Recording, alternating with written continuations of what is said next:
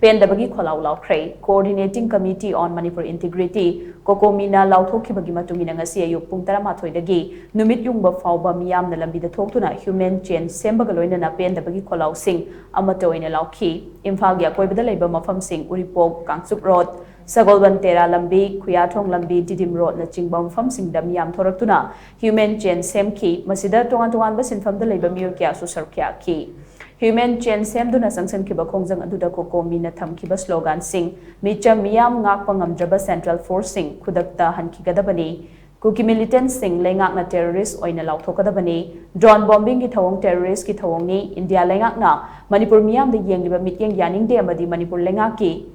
phongdabagi thouong yaningde haiba Khollao sing amato oina lauminaki Nasigi Khongjang aduda sargyakiba All Manipur Bar Association ki President Puyam Tomcham Maitai na phongdorakpada aerial bombing phaoba toroglaba matam asida Government of India na khangsin usinadana leiba si yaningde hauzik thogliba lan ase khudakta loisinaba center na angamba thakta honagadabani Kokomina ngarang lauthokibagi matungina Khongjang asi sawatpani haina mahang makhata na phongdokhi ningsingba yabadi Kokomigi coordinator Thoksom Somorendro na ngarang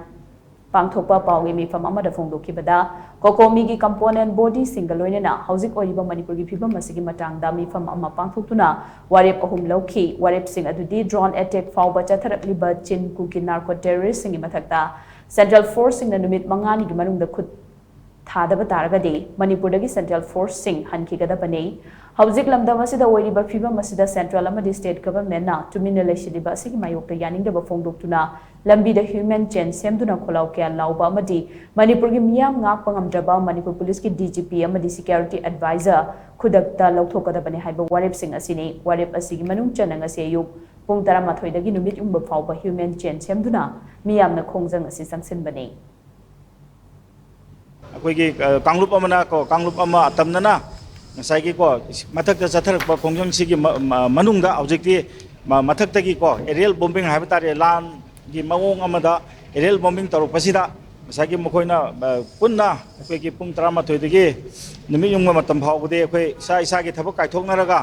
akhoi thabak thadoknadana akhoi human chain semaga akhoi protest tok sa haibado madugi akhoi gi solidarity utpa oina akhoi gi ukil mayamna akhoi tokjabani association gi site gi akhoi matam gi matungina akhoi sit in protest tokdana akhoi mase akhoi gi yam samna haibada akhoi gi sei ko lising masing thim dana ngasai akhoi gi chingtam amata oina akhoi nungsi chanana hingminar kodo mado amona purakadamne to lam henba sing je khangdoga akhoi tandi bigadamne haibase akhoi mase akhoi bar association gi mase sab sab phiremni adu ngasi so adu mangai hauzik su ngasage akhoi gi ko sigumba yamna tamthiba mongda ko akhoi gi prithibida chanadaba civilian population da bom thadreba mase khudakta lepkadabni aduga India ki maikei digi hauzik akhoi gi Manipur se hauzik article 355 matugina ngakadabni adu natragana akhoi article 356 da moina state se pura paisen birga ngasage akhoi gi state se kangadabni lamhen basing se warakadabni